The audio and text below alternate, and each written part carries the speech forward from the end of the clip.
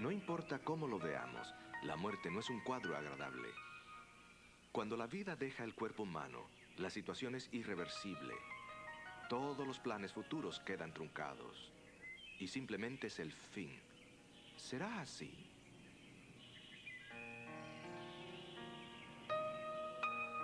En lo que nos concierne, pareciera que la gente prefiere pensar que nosotros realmente no morimos. Por ejemplo, los antiguos egipcios construyeron grandes pirámides o cámaras funerarias. Las llenaron con todas las comodidades de la vida. Dibujaron pinturas en las paredes y pusieron estatuas para que sus muertos no tuvieran que cambiar mucho su estilo de vida al continuar su existencia más allá de la tumba. Los griegos y los romanos, por otro lado, le ponían una moneda en la boca al fallecido para que pudiera pagarle al barquero que lo cruzaría al otro lado del Styx, el río del más allá. El más allá era un lugar más o menos agradable, dependiendo de su suerte o su necesidad. Pero ay de aquel que no tuviera la moneda de accesión. Quedaba condenado a vagar miserablemente en la tierra de nadie. En la India, el Tíbet y Tailandia, varias religiones enseñan que uno pasa por un largo ciclo de nacimientos, vidas y muertes, trabajando gradualmente hacia un estado de deidad que lo capacita para entrar a nirvana, un estado de no identidad que es la epítome de la felicidad. En otras partes de Asia, creen que cuando uno muere, los hijos deben responsabilizarse por su bienestar. Mantienen incienso quemando continuamente en una taza de arroz cocido en el altar familiar en la casa del hijo mayor. Los musulmanes describen lindos jardines en los que los fieles disfrutan de vino, mujeres y cantos en eterna gloria. Muchos cristianos también hablan de un alma inmortal, que recibe inmediatamente las consecuencias de sus acciones en esta vida. Dicen que cuando uno muere tiene ya reservado su lugar en el cielo o en el infierno. Algunos pueden añadir un tiempo de purificación en el purgatorio antes de entrar en el paraíso. Supongamos que las religiones estén en lo correcto. Entonces todo lo que queda es disponer del cuerpo. Algunos lo entierran, otros lo queman, a algunos se los comen los pájaros. Pero ¿qué acerca del alma? ¿Qué hacemos con ella? ¿No la vemos? ¿No la tocamos? No la podemos poner bajo el microscopio y realmente no estamos seguros qué es. Así que la humanidad le da rienda suelta a su imaginación. Es reconfortante la idea que cuando uno muere, el alma flota suavemente hacia otra existencia. Pero ¿será cierto? Para clarificar este punto, escuchemos a Alejandro Bullón en su tema ¿Existe la vida después de la muerte?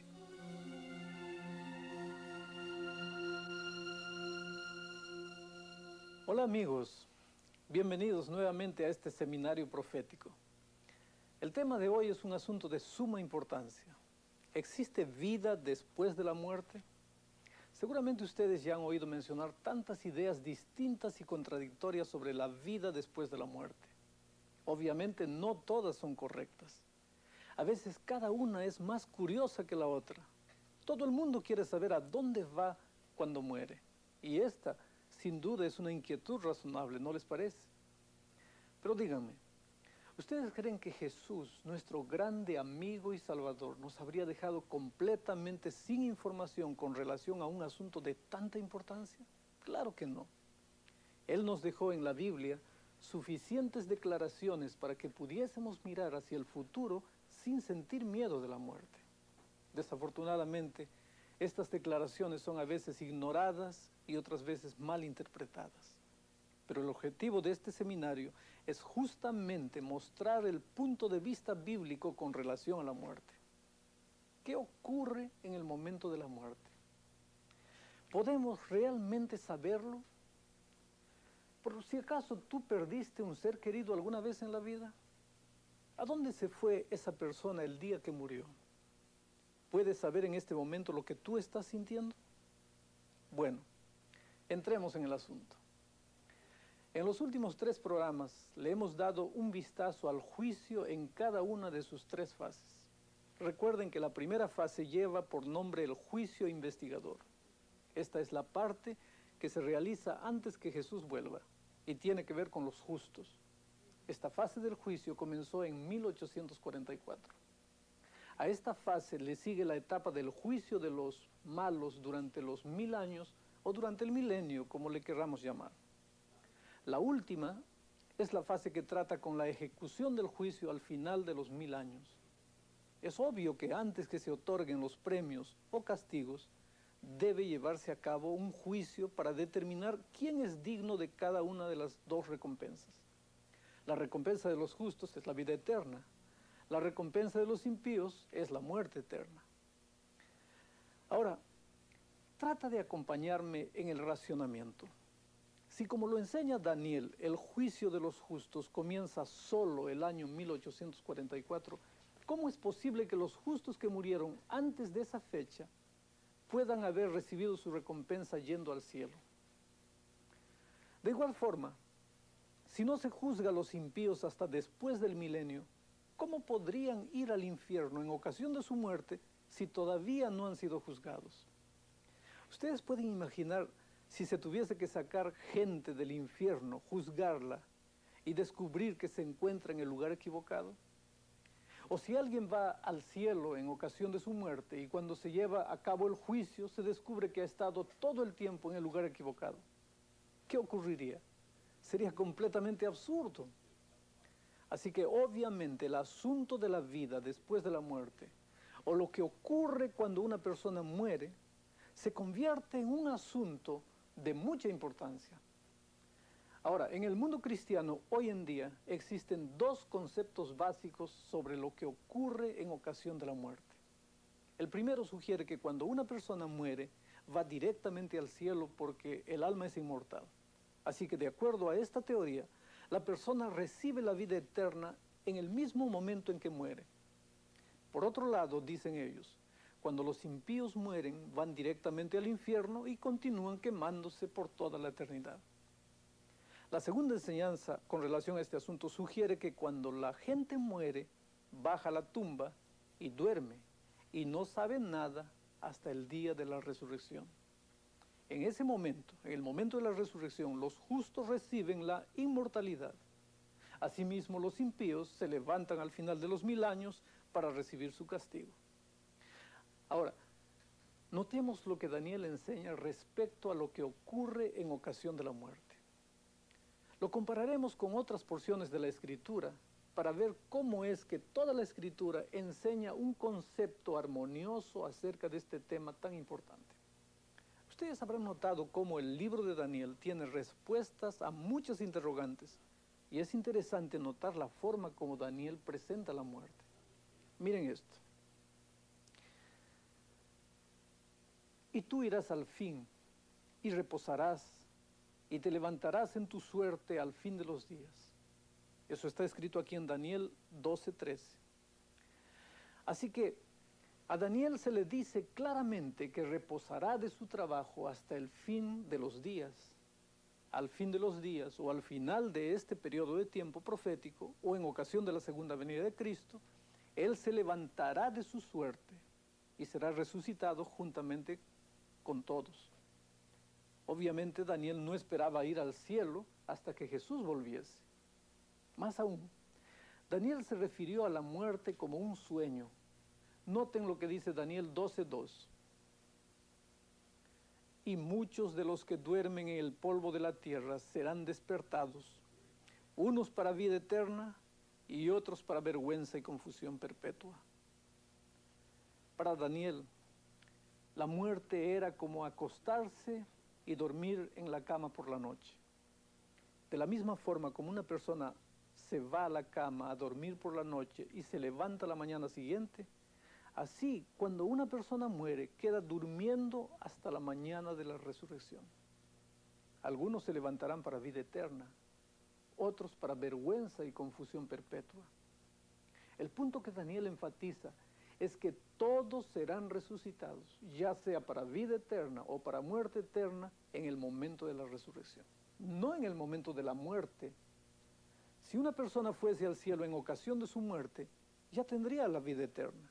Daniel nos dice que la vida eterna será concedida en ocasión de la resurrección. Al leer la Biblia, es interesante notar cómo la esperanza de los profetas bíblicos siempre estuvo en la resurrección, no en la muerte. Noten cómo es que Pablo expresa esta gran verdad en 1 Corintios 15, 13 al 17. Porque si no hay resurrección de los muertos, Cristo tampoco resucitó. Y si Cristo no resucitó, vana es también nuestra fe. Y aún somos hallados falsos testigos de Dios, porque hemos testificado de Dios que Él haya levantado a Cristo, al cual no levantó si en verdad los muertos no resucitan. Porque si los muertos no resucitan, tampoco Cristo resucitó. Y si Cristo no resucitó, vuestra fe es vana, aún estáis en vuestros pecados. Y noten ahora el versículo 18. Entonces también los que durmieron en Cristo son perdidos. La declaración de Pablo es muy clara. Si no hay resurrección, no hay vida después de la muerte. La única forma para la vida después de la muerte es a través de la resurrección. ¿Se dan cuenta? La resurrección es una de las doctrinas centrales de la fe cristiana. Sin ella no habría cristianismo. Es una de las doctrinas únicas y especiales del cristianismo. No hay otra religión fuera del cristianismo que enseñe la resurrección de los muertos. Quitar esta enseñanza del cristianismo destruiría virtualmente el cristianismo. Pero piensen en esto. Si la gente fuera al cielo en el momento de su muerte o recibiera su recompensa en ocasión de la muerte, ¿por qué razón necesitamos la resurrección? ¿Ven ustedes? La enseñanza de que uno va al cielo en el momento de su muerte destruye la necesidad de una de las doctrinas más esenciales del cristianismo, la resurrección. La idea de que uno va al cielo en ocasión de la muerte destruye algo más, destruye la segunda venida de Cristo. Ustedes recordarán que Jesús dijo que vendría para llevarnos donde Él está. ¿Por qué habría de venir Jesús de nuevo para llevar consigo a su pueblo al hogar del Padre si ellos fueron inmediatamente allí en ocasión de su muerte? ¿Ven ustedes?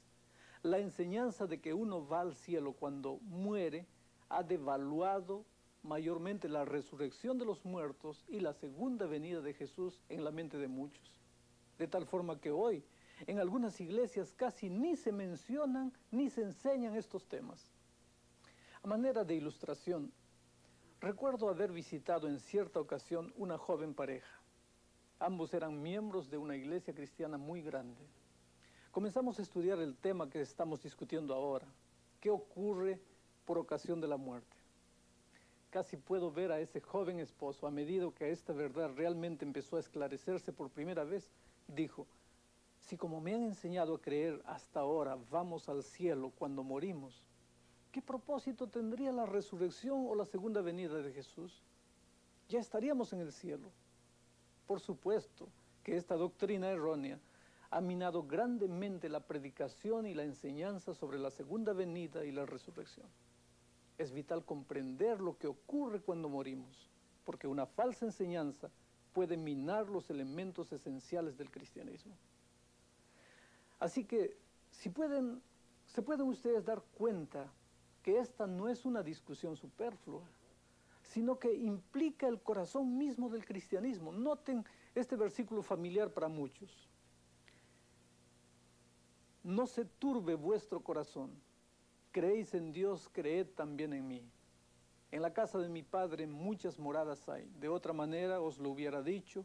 Voy pues a preparar lugar para vosotros.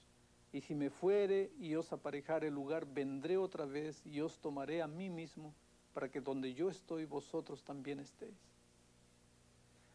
Jesús declara aquí simple y claramente que la razón por la cual Él viene por segunda vez es para llevar a su pueblo a la casa de su Padre. Ahora, ¿por qué habría de venir Jesús para llevar a su pueblo a la casa de su Padre si ellos fueron allá inmediatamente en el momento de su muerte? Algunos dirán: bueno, el problema es que el cuerpo va a la tierra para convertirse en polvo, pero el alma es inmortal. Así que la resurrección es necesaria para unir el cuerpo otra vez con el alma. Bueno, este es un asunto interesante. Entonces, vamos a indagar esta manera de pensar y descubrir si realmente el hombre tiene un alma inmortal. El término alma inmortal era un término muy importante en el mundo antiguo. Si ustedes escudriñan las escrituras paganas egipcias, descubrirán referencias frecuentes a la inmortalidad del alma. Se puede decir lo mismo de los griegos y romanos paganos antiguos. Ahora, la única literatura del mundo antiguo que fue escrita en la misma época de los escritores egipcios, griegos, romanos, es la Biblia. Y la Biblia nunca usa la terminología o el concepto de la inmortalidad del alma. La razón por la cual la Biblia no usa el término alma inmortal es simplemente porque se trata de una expresión espuria que no fue usada en los tiempos bíblicos. Es más, la expresión el alma inmortal se usaba extensamente en la literatura pagana. ¿No les parece extraño que la Biblia nunca usase el término o el concepto de el alma inmortal si realmente enseñase la inmortalidad del alma? A mí me parece muy extraño. Permítanme leer la única referencia al adjetivo inmortal que se encuentra en toda la Biblia. Miren. Por lo tanto, el Rey de siglos, inmortal, invisible, al solo sabio Dios sea honor y gloria por los siglos de los siglos. Amén. Este texto se refiere a Dios, no a los seres humanos.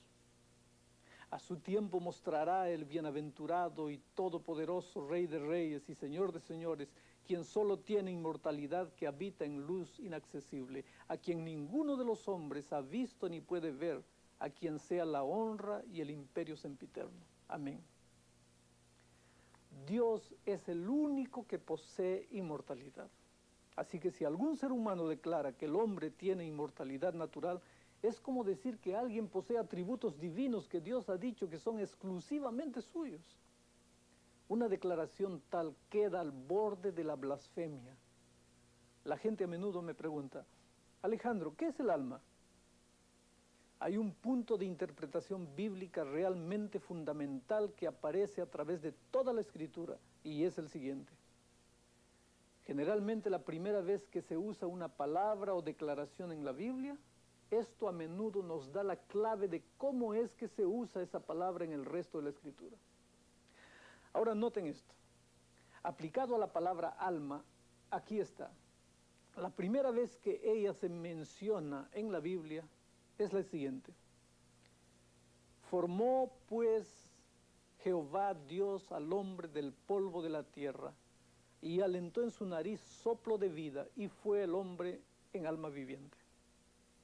Aquí tenemos una simple declaración.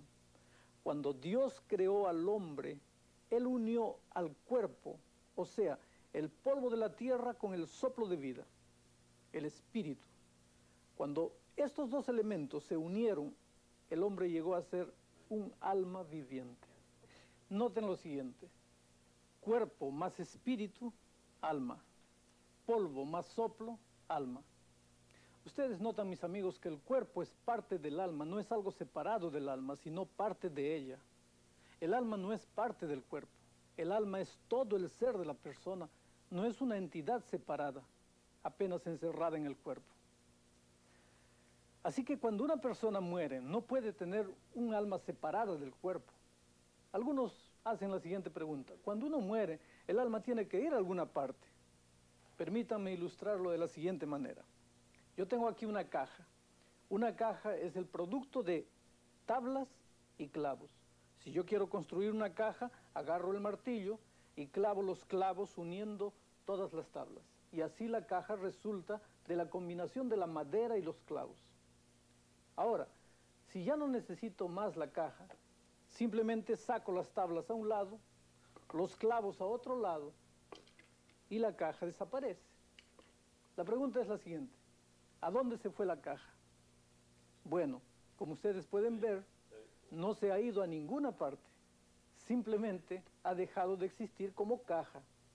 Si yo quiero nuevamente la caja, tengo que unir nuevamente los clavos y las tablas. Eso es justamente lo que ocurre con el alma.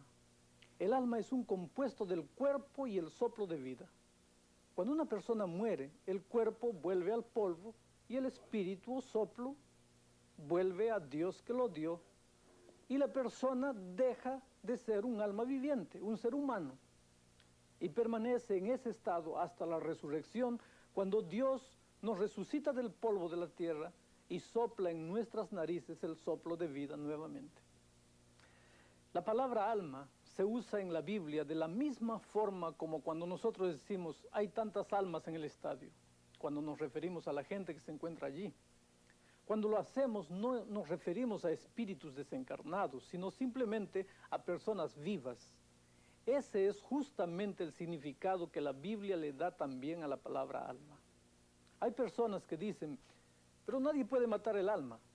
Entonces miren, noten lo que Ezequiel dice en Ezequiel capítulo 18, versículo 20. El alma que pecare, esa morirá. Ezequiel capítulo 18, 20. Puesto que todas las almas han pecado, todas deben morir. Por lo tanto, nosotros no podemos tener almas inmortales. La palabra inmortal quiere decir no sujeto a la muerte. Pablo nos dice claramente cuándo recibiremos inmortalidad. Miren, he aquí os digo un misterio. Todos ciertamente no dormiremos, pero todos seremos transformados en un momento, en un abrir de ojo, a la final trompeta, porque será tocada la trompeta y los muertos serán levantados sin corrupción, y nosotros seremos transformados, porque es menester que esto corruptible sea vestido de incorrupción, y esto mortal sea vestido de inmortalidad. Mis amigos, si la gente naciera con inmortalidad, con un alma inmortal, no necesitaría recibir inmortalidad. Cuando suene la trompeta, no habría necesidad de eso. Ustedes recordarán esta declaración muy conocida de Jesús cuando dijo, porque de tal manera amó Dios al mundo que ha dado a su Hijo unigénito para que todo aquel que en Él cree no se pierda, mas tenga vida eterna. La razón por la cual Jesús vino a esta tierra es para darnos vida eterna. En otras palabras, inmortalidad. Nosotros no la poseemos naturalmente.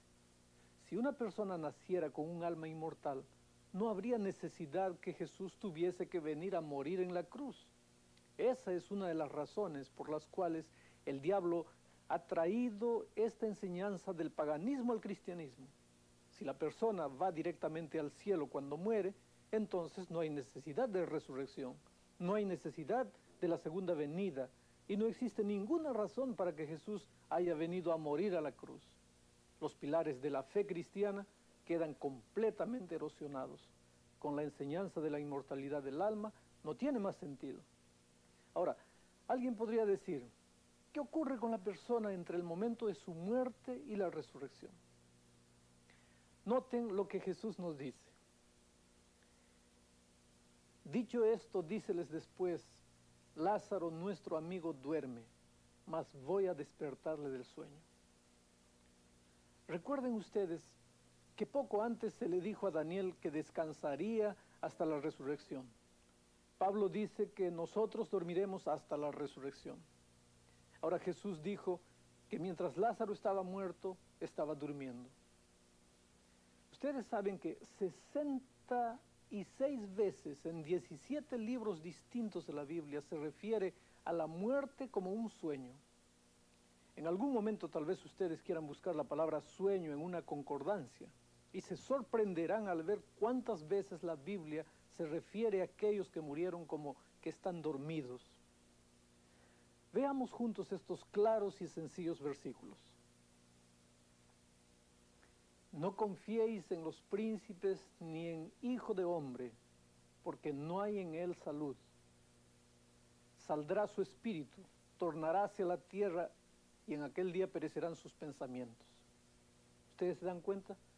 Sería imposible imaginar que una persona estuviese en el cielo sin pensamientos ni planes. El sabio Salomón lo dijo de esta otra manera, miren, porque los que viven saben que han de morir, pero los muertos nada saben ni tienen más paga, porque su memoria es puesta en olvido. Siempre he considerado este versículo muy simple y claro. Los muertos no saben absolutamente nada. Por si acaso no hemos notado la intención del versículo, noten lo que dice el versículo siguiente. También su amor y su odio y su envidia fenecieron ya, ni tienen más parte en el siglo, en todo lo que se hace debajo del sol.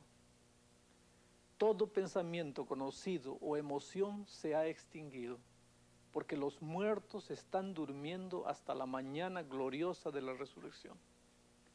Un versículo que es citado a veces por aquellos que sienten que en el momento de la muerte nos vamos al cielo, es el que habla del ladrón en la cruz. Este es un versículo que citan, miren aquí. Entonces Jesús le dijo, de cierto te digo que hoy estarás conmigo en el paraíso. Amigos queridos, a simple vista pareciera como si Jesús le hubiese dicho al ladrón que él estaría con Jesús en el cielo ese mismo día. Pero Jesús mismo no fue al cielo ese mismo día.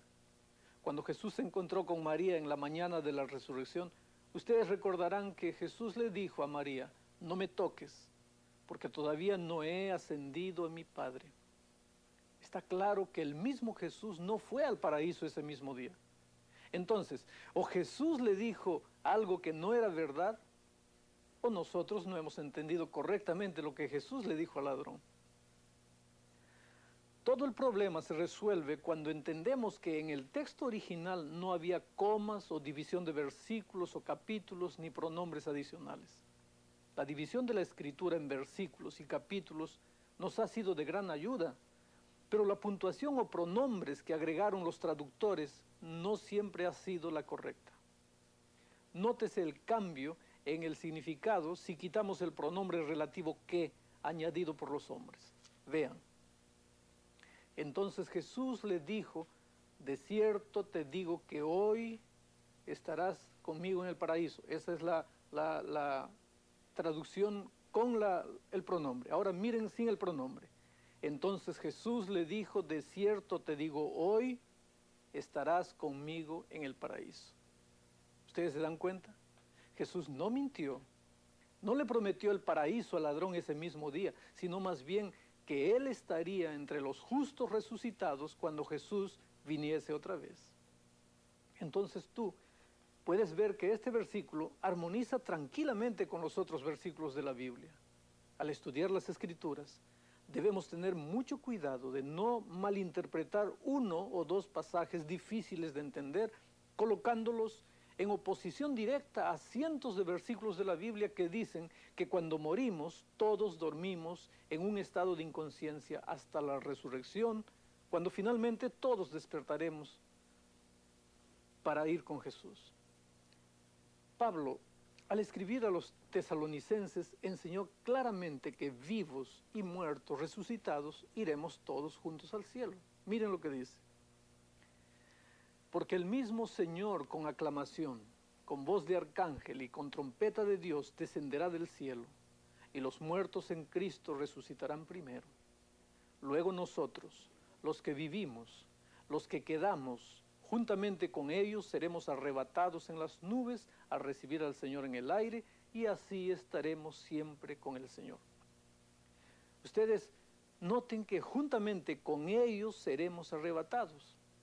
Eso incluye a los justos vivos y a los justos muertos que acaban de resucitar.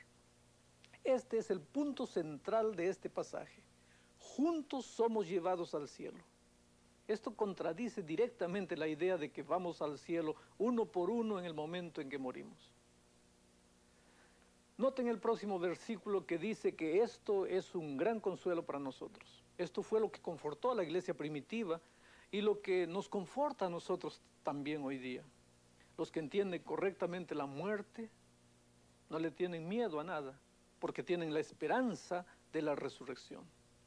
La vida después de la muerte para el cristiano no es la experiencia de un espíritu en algún lugar tenebroso y vago.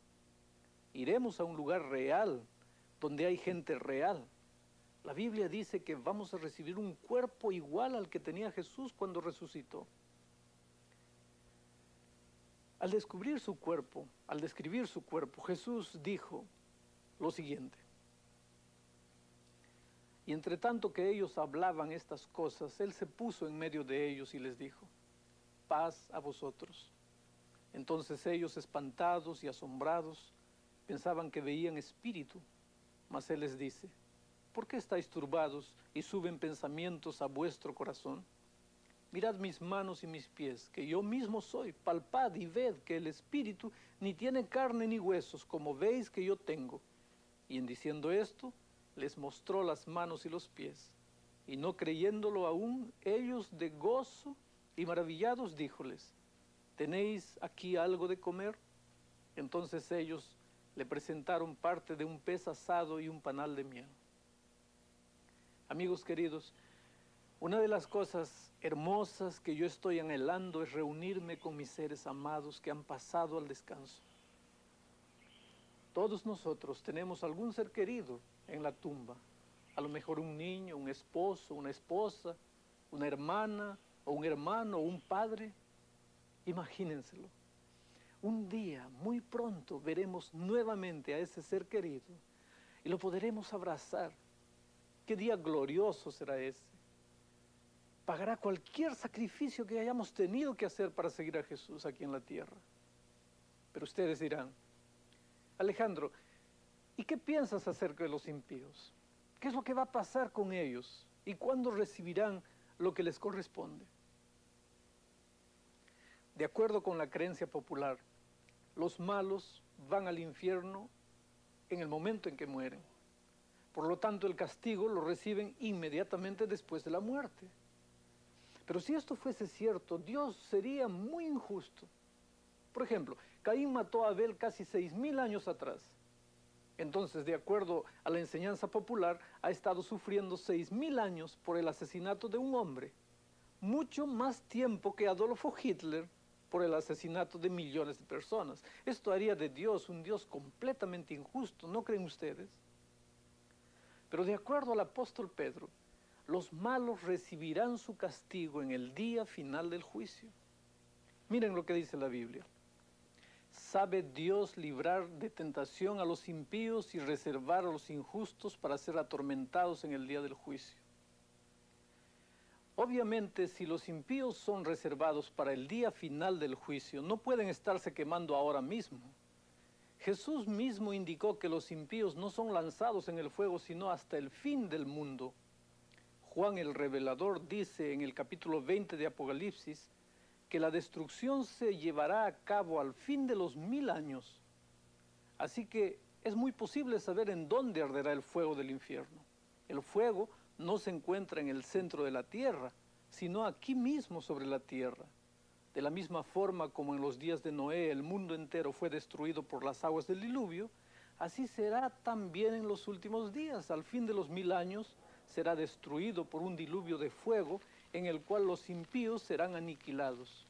De a sin niquil nada. Entonces, de las cenizas del fuego del infierno, Dios creará un cielo nuevo y una tierra nueva. La destrucción de los impíos se menciona con frecuencia en la Escritura. Se menciona 182 veces, dando el sentido de una completa aniquilación. 98 veces en el Antiguo Testamento y 84 veces en el Nuevo.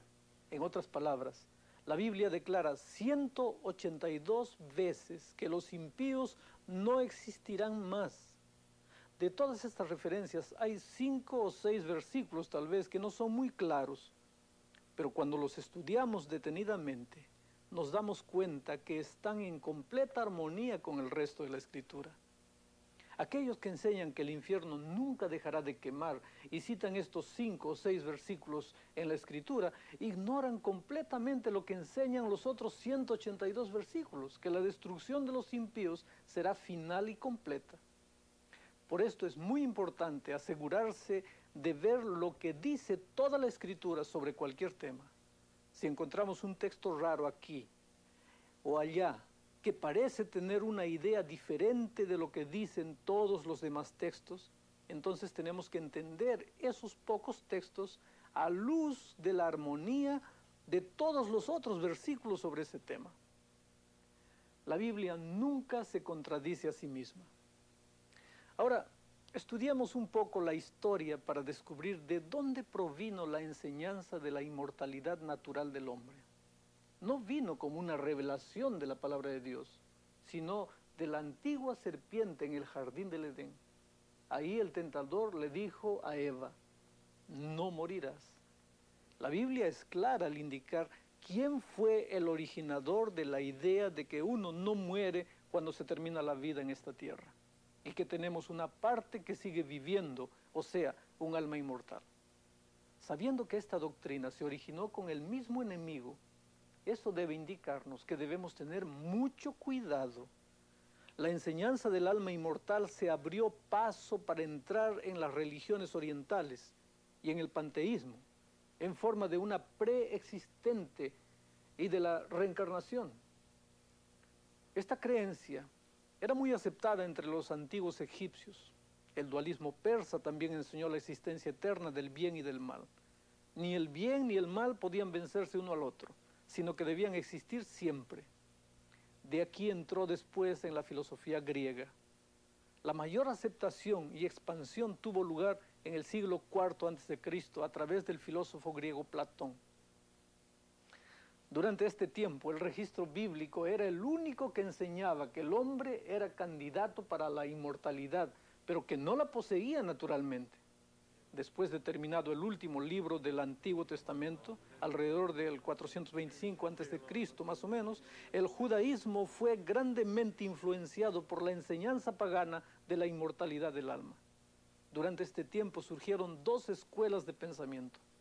La primera siguió apegada al cuadro del Antiguo Testamento del hombre como candidato para la inmortalidad, descansando en la tumba hasta que Jesús regrese. La segunda introdujo la filosofía platónica de la inmortalidad del alma al pensamiento judío. El judaísmo, por lo tanto, estuvo dividido en este punto hasta que Jesús vino y reafirmó la enseñanza de la muerte como un sueño hasta la segunda venida. Pablo y todos los otros escritores del Nuevo Testamento ayudaron a traer la iglesia de vuelta a la enseñanza original. Encontramos entonces que la iglesia primitiva tuvo esta creencia durante 150 años, que los muertos están durmiendo hasta la resurrección. Escuchen lo que dice Justino Mártir, uno de los dirigentes de la iglesia cristiana que murió el año 165 después de Cristo.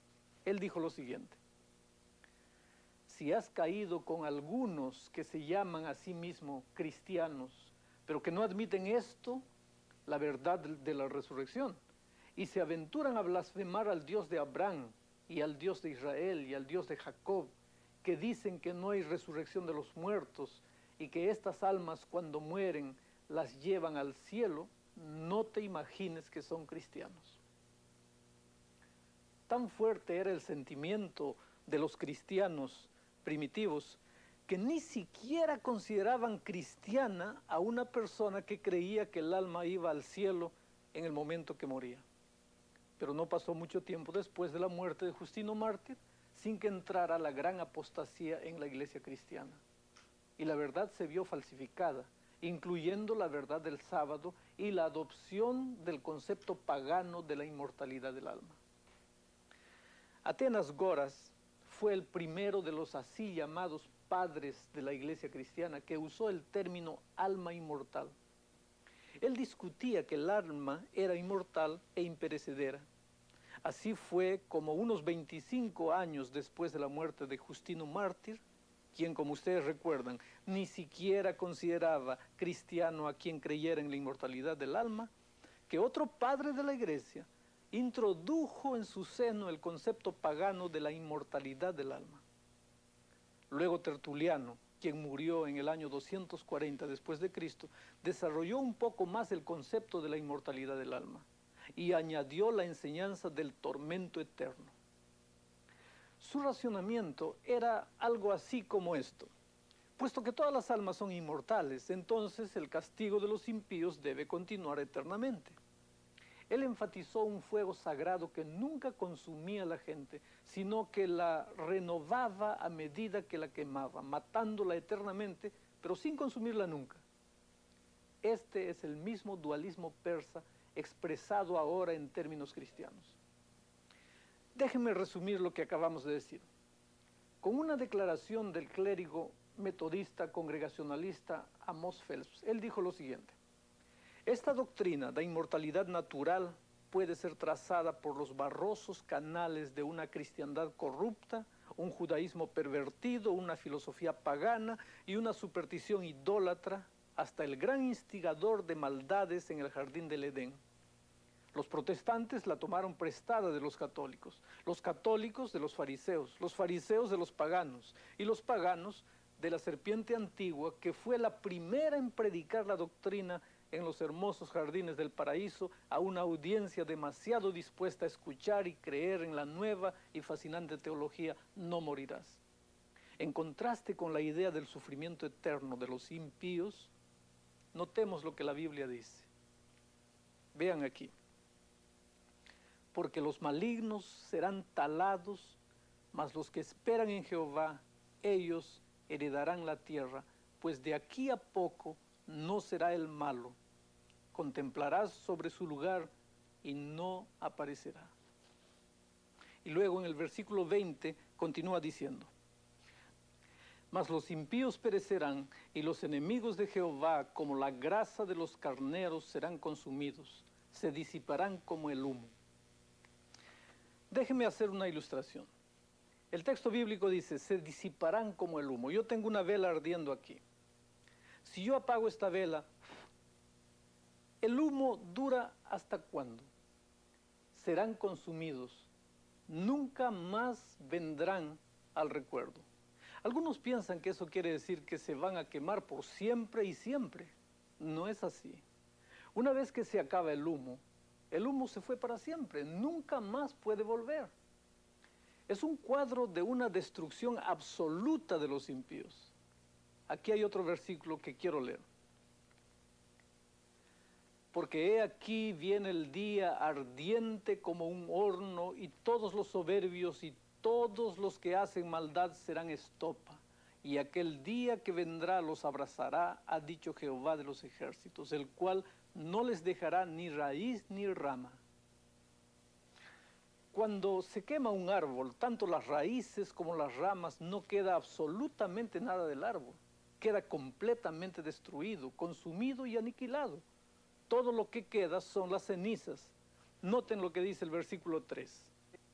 Y hollaréis a los malos, los cuales serán ceniza bajo las plantas de vuestros pies, en el día que yo hago, ha dicho Jehová de los ejércitos. Tal vez un versículo más que habla sobre las ciudades comarcanas de Sodoma y Gomorra. Vean, como Sodoma y Gomorra y las ciudades comarcanas, las cuales de la misma manera que ellos habían fornicado y habían seguido la carne extraña, fueron puestas por ejemplo, sufriendo el juicio del fuego eterno. Obviamente estas dos ciudades no continúan ardiendo hasta hoy día.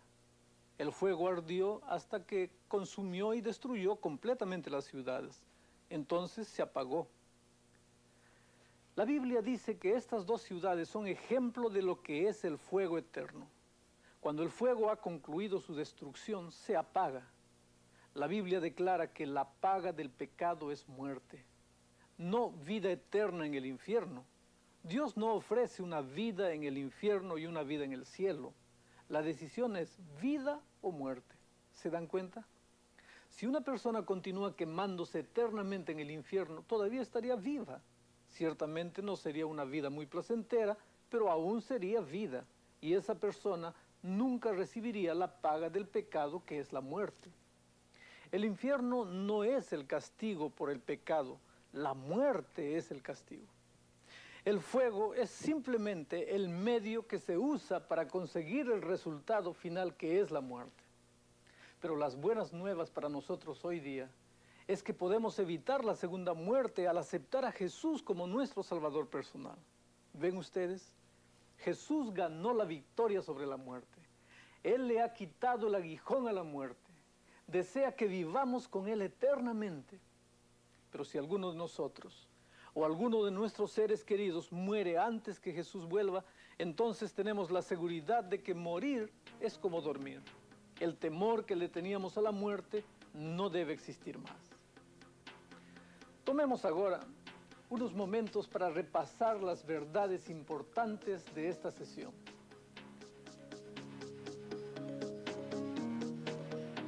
La mayoría le teme a la muerte porque luce tan terminante, tan irreversible. Así que la mayoría de la gente prefiere pensar que realmente no morimos. Los antiguos egipcios construyeron sus pirámides y las llenaron con todas las comodidades de la vida para que sus finados no tuvieran que cambiar tanto su estilo de vida. Los griegos y los romanos le ponían una moneda a sus muertos para que pudieran pagarle al barquero que los llevaría al otro lado del Styx, el río del más allá.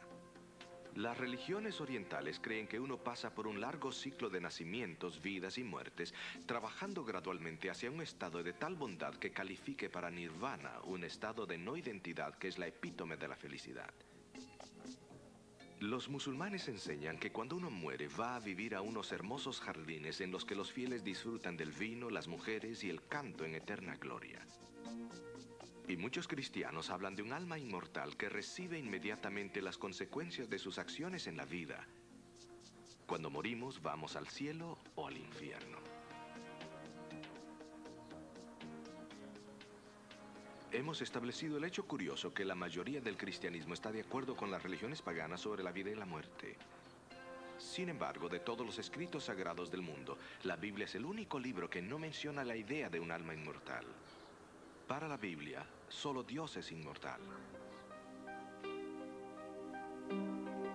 Génesis 2:7 describe cómo Dios creó a los humanos. Primero hizo a Adán del polvo de la tierra, luego sopló en su cuerpo un hálito de vida, y el hombre se convirtió en alma viviente. Poco después de la creación de Adán y Eva, la serpiente desafió la autoridad de Dios. ¿En verdad Dios te ha dicho que morirías? Por supuesto que no. Esa fue la primera mentira que se pronunció en esta tierra. Cuando Adán y Eva la creyeron, la muerte pasó a toda la humanidad. La resurrección de Cristo nos asegura nuestra propia resurrección.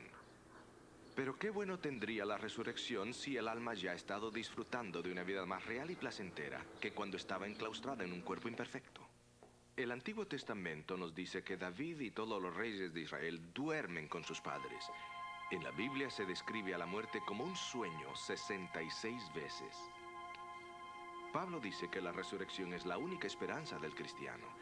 Los muertos permanecen dormidos hasta la resurrección.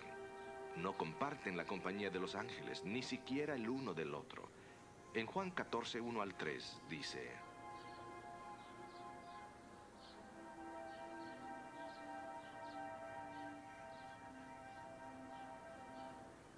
Jesús vuelve para que los justos de todos los siglos puedan ser despertados de su sueño y reciban su recompensa.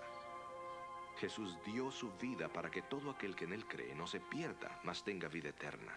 ¿Para qué había de morir? Para darnos algo que nosotros ya poseíamos.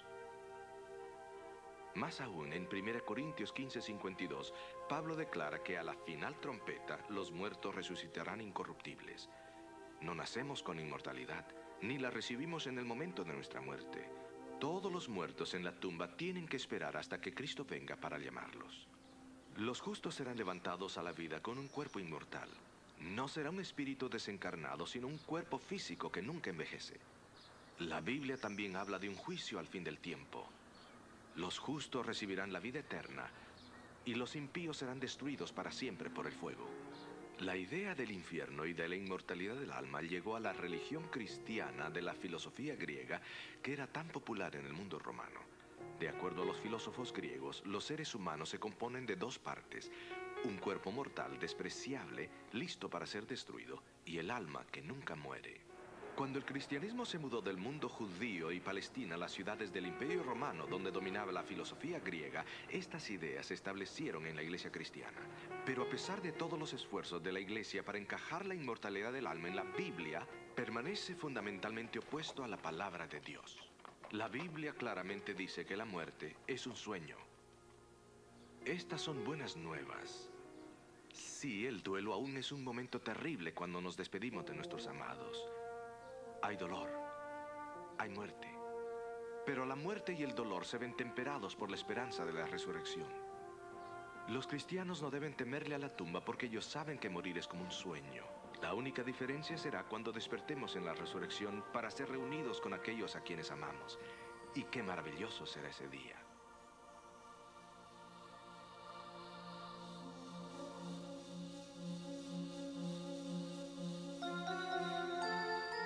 Será verdaderamente una experiencia maravillosa para todas las familias reunirse con sus amados en el momento de la resurrección. Nunca jamás tendrán que separarse de nuevo. pasarán juntos toda la eternidad.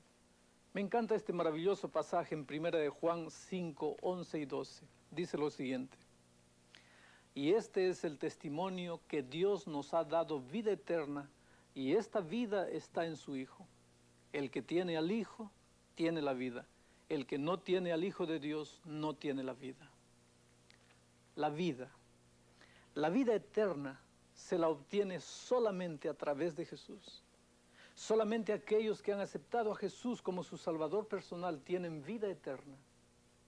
Sin Cristo, ninguno de nosotros podría vivir eternamente. Pero gracias a Dios que hoy, al aceptar a Jesús como nuestro Salvador personal, tenemos la vida eterna como un don gratuito. ¿Te das cuenta? La muerte de Jesús se nos acredita a nuestra cuenta para pagar por nuestras transgresiones. Y su vida entonces se nos ofrece como un don gratuito. ¿No quisieras agradecer a Dios porque sus brazos todavía están abiertos esperando que vayas a Él? ¿Por qué tener miedo de la muerte?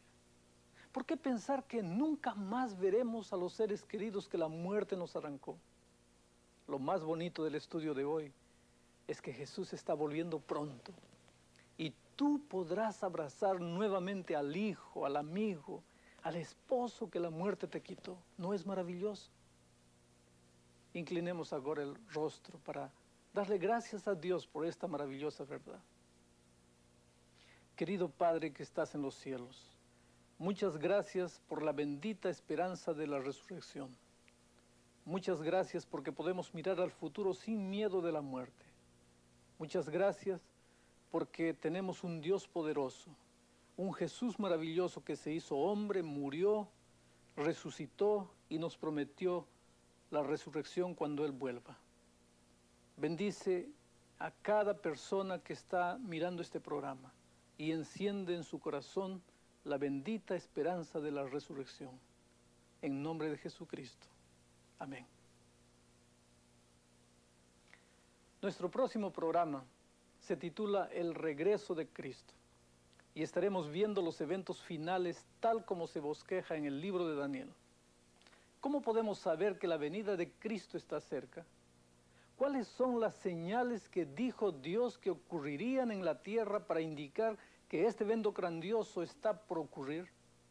Este es el programa muy importante, algo que realmente los va a sorprender. Estoy ansioso para compartir este programa contigo. Hasta entonces, adiós, que el Señor te bendiga.